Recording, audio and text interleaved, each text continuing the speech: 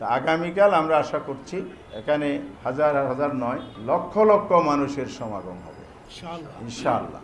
এখানে পল্টনের যে মোড়টা আছে দক্ষিণ পাশেই আমরা একটা স্টেজ করব, সেই স্টেজে নেতৃবৃন্দ থাকবে।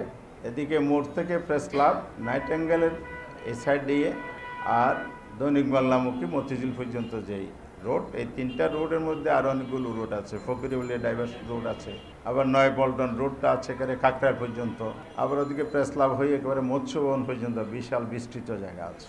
অর্থাৎ লোকারণ্য হবে, এটা আমাদের প্রত্যাশা এবং লক্ষ লক্ষ মানুষ এটা অংশগ্রহণ করবে। সুশৃঙ্খলভাবে একটি সফল সমাবেশ, এটা বিশাল একটি সমাবেশ হবে, মহাসমাবেশ, জাতীয় সভা না হলেও প্রকৃত অর্থে যেভাবে আমরা সাড়া পাচ্ছি, খোঁজ নিচ্ছি, যেভাবে মানুষের আগ্রহ উদ্দীপনা দেখা যাচ্ছে, এটা একটা বিশাল মহাসমাবেশে আসলে রূপান্তরিত হবে আগামীকাল ইনশাআল্লাহ।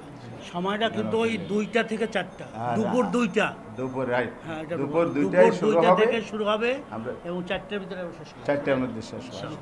সরকারকে বোঝাতে চাই, রাজধানীর সমাবেশ দিয়েই যদি সরকার মেসেজ নিতে পারে, দেশবাসীকে বোঝাতে পারে, বুঝতেও পারে,